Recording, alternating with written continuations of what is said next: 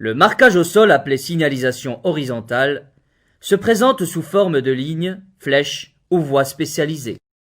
Il sert à indiquer les différentes parties de la route, le sens de la circulation et les voies réservées à certaines catégories d'usagers. De couleur blanche, le marquage au sol permet de mieux suivre le tracé de la route, surtout la nuit ou par temps de brouillard. Il informe ainsi des conducteurs sur les règles de conduite à appliquer.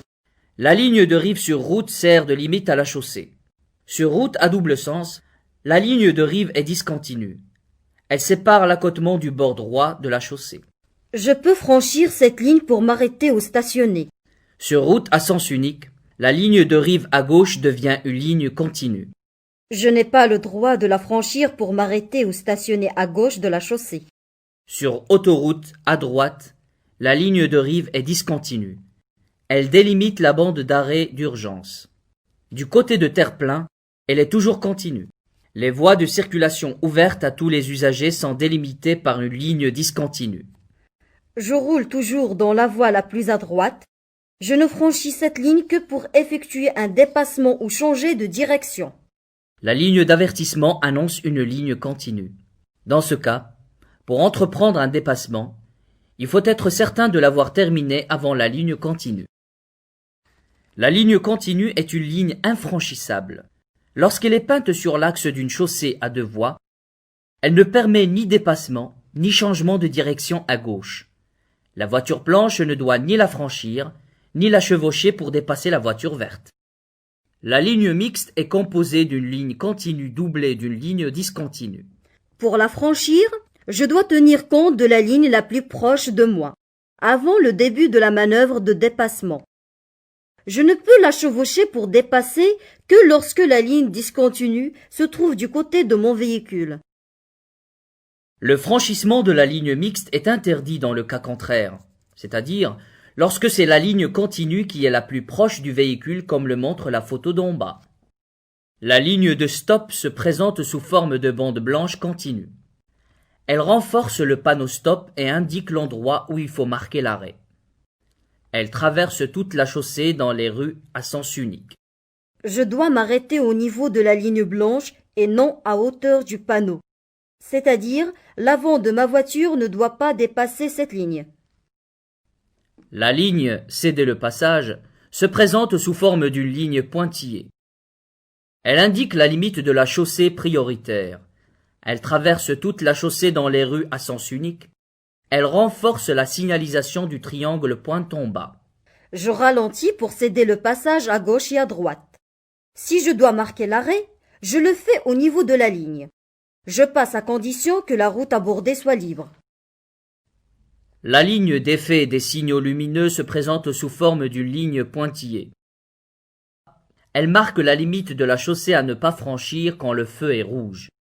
Je n'avance pas jusqu'à hauteur des feux. Je dois m'arrêter au niveau de la ligne. Les flèches de rabattement sont incurvées, arrondies et orientées vers la droite, généralement en nombre de 3. Elles complètent souvent les lignes discontinues d'avertissement. Dans ce cas, je vais rencontrer une ligne continue. Je ne peux plus dépasser. Sur les chaussées à plus de 2 voies, les flèches de rabattement sont peintes sur la voie qui va être supprimée. Je ne pourrai plus utiliser cette voie. Je dois la quitter le plus tôt possible. Les flèches de rabattement dont la pointe est dirigée vers moi ne me concernent pas. Elles concernent les usagers venant en sens inverse. Lorsque les flèches de rabattement sont intercalées dans une ligne mixte, elles avertissent que la ligne discontinue va prendre fin. Cela signifie que je vais me trouver en présence d'une ligne continue infranchissable. Je ne dois ni la franchir, ni la chevaucher. Les flèches de sélection sont des flèches directionnelles. Elles permettent aux usagers de la route de choisir leur voie en fonction de la direction à suivre. Dès la première flèche, je me place dans la voie comportant des flèches orientées vers la direction où je vais aller. Sur la photo, pour tourner à gauche ou à droite, il faut se placer dans la voie comportant des flèches orientées vers la gauche ou vers la droite. Pour aller tout droit, il faut se placer dans l'une des voies comportant des flèches droites. Les flèches bifident à 2 pointes. donne le choix entre deux directions. On peut aller tout droit ou tourner à droite. Une fois engagé dans une voie, il est impératif d'y rester. Il est très dangereux de changer de voie même si en arrivant à son extrémité on s'aperçoit qu'on s'est trompé. Les voies spécialisées sont aménagées sur la chaussée pour permettre à certains usagers de la route de circuler ou d'effectuer certaines manœuvres sans présenter un danger pour les autres et en préservant la fluidité de la circulation. Cette voie de stockage, aménagée au milieu de la chaussée, permet aux usagers tournant à gauche de ne pas gêner ceux continuant tout droit. Les véhicules qui circulent à moins de 60 km/h peuvent gêner le flux de la circulation. C'est pour cela qu'ils doivent emprunter les voies qui leur sont réservées. Sur la voie d'accélération, le conducteur prend de l'élan. Il peut s'insérer dans la circulation en cédant le passage sur les autoroutes et les voies rapides. Par contre, la voie de décélération me permet de quitter l'autoroute ou une route à trafic important sans gêner les autres usagers. Sur la chaussée, on peut rencontrer d'autres marques qui sont utiles pour les usagers de la route. Le passage pour piétons est un endroit matérialisé par de larges bandes blanches.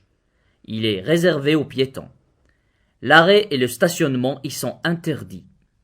Parfois, il est complété par des signaux lumineux. Je dois ralentir et s'il le faut, je m'arrête pour laisser passer les piétons engagés.